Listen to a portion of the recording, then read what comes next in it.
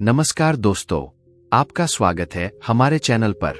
आज हम आपको एक ऐसे महापुरुष के बारे में बताने जा रहे हैं जिनकी शिक्षाओं ने पूरी दुनिया में शांति और करुणा का संदेश फैलाया। भगवान गौतम बुद्ध। महात्मा गौतम बुद्ध का जीवन परिचय। महात्मा बुद्ध के बचपन का वास्तविक नाम सिद्धार्थ था। महात्मा बुद्ध का जीवन परिचय हमको एक जीवंत दैवीय दर्शन कराता है। महात्मा गौतम बुद्ध की जीवनी इस जीवन को मोक्ष की तरफ अग्रसर कराती है। गौतम बुद्धा की इस जीवन यात्रा से आपको अधिक से अधिक लाभ हो, इसलिए आप महात्मा बुद्ध की इस जीवनी को बड़े ही ध्यान से पढ़ें। इस आर्टिकल में हम आपको महात्मा बुद्ध का बचपन, उनके मोहमाया घरबार छोड़ने के कारण, इसके साथ साथ हम आपको उनके जीवन के मूल के दर्शन कराने का प्रयास करेंगे। महात्मा बुद्ध के बचपन का वास्तविक नाम सिद्धार्थ था। महात्मा बुद्ध का जीवन परिचय हमको एक जीवंत दैवीय दर्शन कराता है। महात्मा बुद्ध की जीवनी इस जीवन को मोक्ष की तरफ अग्रसर कराती है। गौतम बुद्धा की इस जीवन यात्रा से आपको अधिक से अधिक लाभ हो, इसलिए आप महात्मा बुद्ध की इस जीवनी को बड़े ही ध्यान से पढ़ें। इस आर्टिकल में हम आपको महात्मा बुद्ध का बचपन, उनके मोहमाया घरबार छोड़ने के कारण, इसके साथ साथ हम आपको उनके जीवन के मूल के दर्शन कराने का प्रयास करेंगे। महात्मा बुद्ध के वंश कुल का परिचय। बात 2500 वर्ष पहले उस वक्त की है जब भारत 16 महाजनपदों में विभाजित था। अब तक समाज 4 वर्ण व्यवस्था में विभाजित हो चुका था। वैशाख पूर्णिमा के दिन शाक्य वंशीय क्षत्रिय राजा शुद्धोधन और माता मायादेवी के घर पर एक राजकुमार का जन्म हुआ। गौतम बुद्ध का जन्म 563 ईपू को लुम्बिनी में हुआ था। उस राजकुमार का नाम सिद्धार्थ रखा गया। सिद्धार्थ ही महात्मा बुद्ध है, लेकिन बुद्धा के जीवन के 30 साल राजसी शान शौकत में ही बीते। बुद्धा के जन्म से पहले माता माया देवी को रात में एक सपना आया।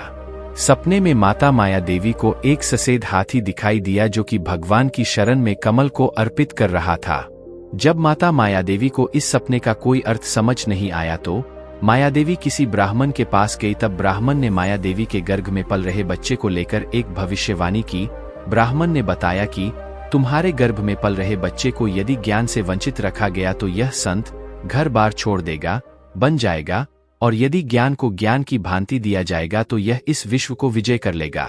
महात्मा गौतम बुद्ध। सिद्धार्थ का बचपन। राजा शुद्धोधन किसी भी तरह सिद्धार्थ को संत बनाना नहीं चाहते, इसके लिए राजकुमार सिद्धार्थ को एक आलीशान जिंदगी दी। राजा शुद्धोधन ने सिद्धार्थ को इतनी राजसी जिंदगी दी कि राजकुमार सिद्धार्थ अपनी 30 वर्ष इस बात से भी वंचित रहे कि कभी धूल भी हवा में उड़ती है। सिद्धार्थ इतने मार्मिक थे कि एक बार उन्होंने चींटी के अंडों को देखकर कहा कि ये इतने छोटे अंडे जब हम इन पर पैर रखते होंगे तो इनको तो अपनी जान का खतरा होता होगा। राजा शुद्धोधन ने सिद्धार्थ के लिए 3 महल बनवाए।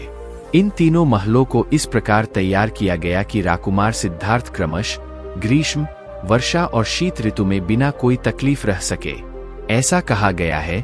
सिद्धार्थ गणित में अत्यंत कुशल थे। कुछ जगहों पर कहा गया है कि सिद्धार्थ को 64 भाषाओं का ज्ञान था। सिद्धार्थ के तीनों महलों में 3 तालाब थे। तीनों तालाबों में एक एक कमल थे जिनके रंग सफेद, नीले और लाल थे। इन कमलों का बुद्ध के जीवन में विशेष महत्व है। कमल को बुद्धा के जीवन का प्रतीक माना जाता है। 16 वर्ष की आयु में सिद्धार्थ का विवाह यशोधरा नाम की कन्या से कर दिया गया था। अब तक सिद्धार्थ ने केवल दैहिक प्रेम करना ही सीखा। सिद्धार्थ यशोधरा के प्रेम में इतने अंधे थे कि एक बार सिद्धार्थ और यशोधरा छत पर एक दूसरे का हाथ पकड़कर घूम रहे थे, तब अचानक दोनों ऊपर से गिर गए। हालांकि सिद्धार्थ के चारों ओर मखमल और मुलायम गद्दे गलियारे से हर वक्त साथ रहते थे, इसलिए दोनों कोई भी तकलीफ नहीं हुई। दोनों के प्रेम से एक पुत्र उत्पन्न हुआ जिसका नाम राहुल रखा गया था। राहुल सिद्धार्थ की पहली संतान थी। आगे चलकर राहुल भी महात्मा बुद्ध का अनुयायी बन गया। सिद्धार्थ ने अपनी 30 वर्ष की उम्र तक कोई दुरैक, पीड़ा, व्यथा, असंतोष नहीं देखा था, लेकिन जो विधाता ने तय किया वह तो होना ही था। वह दिन आ ही गया जिस दिन सिद्धार्थ को महात्मा बुद्धा बनने के लिए एक कदम बढ़ाना था। वह दिन आ ही गया जब वर्षों पुरानी भविष्यवाणी सच होने वाली थी। वह दिन आ ही गया जब राजा शुद्धोधन की लाख कोशिशों के बावजूद भी यह प्रकृति भी राजकुमार सिद्धार्थ को बुद्धा बनाने के लिए उनका साथ दे रही थी। सिद्धार्थ को किसी यज्ञ में शामिल होने के लिए महल से बाहर जाना था। इसके लिए राजा शुद्धोधन ने एक निजी रास्ते का निर्माण करवाया जो पूरी तरह से राजसी था। लेकिन जब सिद्धार्थ और उनका सारथी महल से बाहर निकले तो प्रकृति, सृष्टि का ऐसा फेरा हुआ कि सारथी और सिद्धार्थ उस रास्ते को छोड़कर किसी अन्य रास्ते की तरफ निकल पड़े। इसी रास्ते ने सिद्धार्थ के सारे मोह बंध को तोड़कर उसको बुद्ध बनाया। सिद्धार्थ ने इस रास्ते में 4 लोगों को देखा और अपने सारथी से 4 प्रश्न किए। इस चारों प्रश्नों ने सिद्धार्थ को महात्मा बुद्ध बना दिया। सबसे पहले सिद्धार्थ ने एक सफेद बाल वाले एक बूढ़े व्यक्ति को देखा। इस अजीब वेशभूषा और दुबले व्यक्ति को देखकर सिद्धार्थ ने सारथी से सवाल किया, ये कौन है? सारथी ने जवाब दिया, राजकुमार, ये कोई वृद्ध आदमी है। हर आदमी अपनी जवानी के पश्चात इस अवस्था को प्राप्त होता है। आगे सिद्धार्थ ने एक बीमार व्यक्ति को दुरैक से तड़पते देखा। उस बीमार व्यक्ति की हालत को देखकर सिद्धार्थ ने सारथी से सवाल किया, ये आदमी ऐसा क्यों है? सारथी ने जवाब दिया, राजकुमार, ये आदमी बीमार है। बीमार आदमी को शारीरिक दुख होता है। इस दुरैक को सहन करना सबके वश की बात नहीं होती है। राजकुमार सिद्धार्थ ने आज वह देखा जो उन्होंने अपने पूरे जीवन काल में नहीं देखा था। आगे सिद्धार्थ को एक लाश को देखा जिसको कुछ लोग लेकर जा रहे थे। फिर से सिद्धार्थ ने सारथी से प्रश्न पूछा कि ये लोग इस आदमी को इसे बांध कर कहाँ लेकर जा रहे हैं और उसके पीछे सभी लोग चिल्ला क्यों रहे हैं? सारथी ने बताया कि राजकुमार, ये आदमी मर गया है। ये जीवन की सच्चाई है कि जो व्यक्ति जन्म लेता है उसको मरना ही होता है। हम सभी नश्वर हैं। हम सभी का एक दिन जाना ही है। ये सब सुनकर सिद्धार्थ सोच में पड़ गए। सिद्धार्थ अब तक इन विषयों से वंचित थे। आगे सिद्धार्थ ने एक सन्यासी को देखा जो कि मस्ती से झूम रहा था। उसकी खुशी को देखकर सिद्धार्थ ने सारथी से पूछा कि व्यक्ति इतना खुश क्यों है? राजकुमार, ये सन्यासी है। इनका जीवन सुख से भरपूर होता है क्योंकि इनका कोई सगा संबंधी नहीं होता, ना ही इनको कोई लालच और इच्छा होती है। जो मिलता है बस उसी में खुश रहते हैं। सिद्धार्थ ने सारथी से कहकर रथ को रोकाया और कहा कि बस अब तुम रथ को वापस महल लेकर चलो, हम किसी भी यज्ञ में नहीं जाएंगे। इसके बाद सिद्धार्थ वापस महल लौट आए और उन घटनाओं का स्मरण करने लगे। सिद्धार्थ को महल में कुछ भी अच्छा नहीं लग रहा था। अब तक सिद्धार्थ केवल अपने पिता के आश्रय पर थे। आश्रय पर रहने वाला कभी खुद को जान नहीं पाते। आज जब सिद्धार्थ ने 4 अवस्थाओं को देखा तो उसके मन में कुछ सवाल उठने लगे जो आज से पहले कभी उनके मन में नहीं आए। सिद्धार्थ को उन सभी सवालों के जवाब खोजने हैं। सिद्धार्थ के मन में कौन से सवाल उठे थे? इस दुनिया में लोग दुखी क्यों हैं? दुनिया के दुरैक का कारण क्या है? मोक्ष की सच्चाई क्या है? इन सवालों का जवाब ढूंढने के लिए सिद्धार्थ को महल और मोह माया छोड़नी पड़ेगी। इसलिए 30 वर्ष की उम्र में सिद्धार्थ रात्रि को सिद्धार्थ के रूप में अंतिम बार अपने पुत्र राहुल और यशोधरा को देखने के लिए जाने वाले ही थे कि उनके पैर रुक गए। सिद्धार्थ जानते थे कि अगर वह परिवार के सदस्यों तक पहुंच गए तो फिर उनका मन बदल भी सकता है। इसलिए सिद्धार्थ बिना किसी से मिले वहां से चल दिए। जैसे जैसे सिद्धार्थ अपने महल से कदम बाहर की तरफ बहा रहे थे, इच्छाओं का बादल मारा सिद्धार्थ के सर पर मंडरा रहा था। सभी सुख, महल, कोमल सया, स्वादिष्ट भोजन, तपस्या के लिए शरीर को तपाना होगा, ज्ञान की प्राप्ति के लिए बलिदान, भीख मांगना इत्यादि इच्छाएं सिद्धार्थ को रोकने में असफल रही।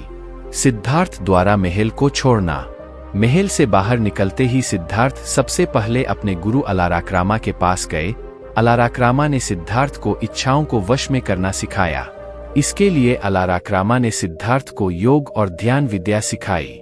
लेकिन सिद्धार्थ को अपने प्रश्नों का जवाब नहीं मिला तो वह अपने दूसरे अधिक राजपुत्र गुरु के पास चले गए। लेकिन वहां पर भी सिद्धार्थ को कोई ज्ञान नहीं मिलता है। सिद्धार्थ समझ गए कि ज्ञान की प्राप्ति के लिए तपस्या करनी होगी। सिद्धार्थ महात्मा बुद्धा कैसे बने?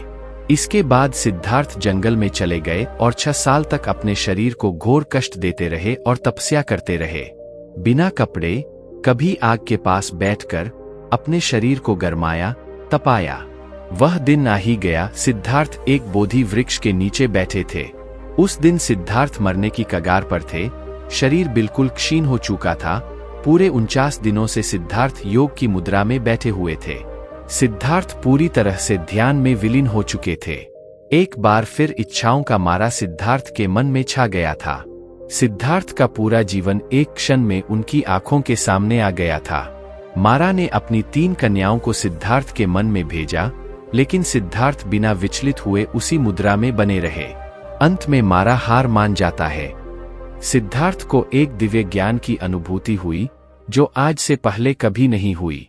सिद्धार्थ के मन में जितने भी सवाल थे उन सभी उत्तर उनको मिल चुके थे। सिद्धार्थ बोधि वृक्ष के नीचे से उठकर खड़े हुए। उठकर सबसे पहले सिद्धार्थ ने इस धरती को छुआ। जैसे ही सिद्धार्थ ने धरती को छुआ तो धरती पर भूकंप सा आ गया, जो सिद्धार्थ के बुद्ध होने का प्रतीक है। अब सिद्धार्थ महात्मा बुद्ध बन चुके थे। लंबे समय के ध्यान के पश्चात बुद्ध को बहुत भूख लगी थी। सुजाता नाम की औरत खीर बनाकर लाई थी। बुद्ध ने उस खीर को खाई और वापस बोधि वृक्ष के नीचे बैठ गए। गौतम बुद्धा बहुत खुश थे। शांति उनके रग रग में बस चुकी थी। बुद्धा के सामने 2 विकल्प थे। पहला कि वह अपने ज्ञान को अपने तक ही सीमित रखे, दूसरा कि वह इस ज्ञान को लोगों तक फैलाए। बुद्धा को ज्ञान को अपने तक सीमित रखने के पीछे एक तर्क था कि इस दुनिया को किसी विचार से अवगत कराना अत्यंत तेजी खीर है।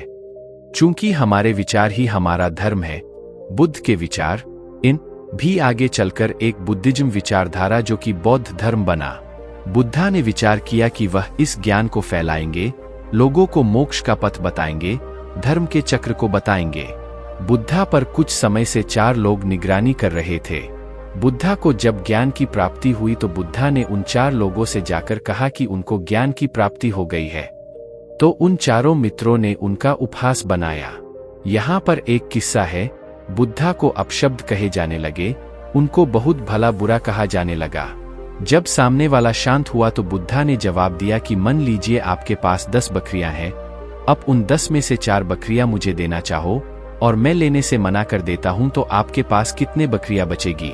सामने वाला जवाब देता है, सारी बकरियां मेरी ही रहेगी। बुद्धा कहते हैं, मैं तुम्हारी गालियों को लेने से इनकार करता हूं। बुद्धा के इस व्यवहार को देखकर वे सभी बुद्धा के सामने सरेंडर कर देते हैं और उनके अनुयायी बन जाते हैं। और यही से शुरुआत होती है बौद्ध धर्म का जन्म। फिर महात्मा बुद्ध अपने ज्ञान को लोगों तक पहुंचाते गए। शीघ्र ही बड़े बड़े अशोक जैसे सम्राट भी बुद्ध से जुड़ते गए। बुद्ध ने अनेक संघ बनाए। बुद्ध की मृत्यु के पश्चात उनके अनुयायियों ने उनके संघ को जारी रखा। महात्मा बुद्ध की मृत्यु कैसे हुई? बुद्धा की मृत्यु को महापरिनिर्वाण कहते हैं। महात्मा बुद्धा कभी किसी की दिल नहीं दुखाते थे। एक बार उनका एक नया दीक्षित शिष्य उनको खाने के लिए एक भोजन प्रस्तुत करता है। महात्मा बुद्ध सब कुछ जानते हुए भी उस भोजन को ग्रहण कर लेते हैं। इस भोजन को करने के पश्चात महात्मा बुद्ध की तबीयत खराब हो जाती है। फिर महात्मा बुद्ध अपने शिष्यों को अंतिम शब्द कहकर अपना शरीर को छोड़ देते हैं। महात्मा बुद्ध की मृत्यु 80 वर्ष 483 ईपू की आयु में कुशीनगर में हुई थी। तो दोस्तों, यह था गौतम बुद्ध की प्रेरणादायक जीवन की एक झलक। अगर आपको यह वीडियो पसंद आया हो तो कृपया लाइक और सब्सक्राइब करें और बेल आइकन को दबाएं ताकि आप हमारी सभी नई वीडियोस की सूचना पा सकें।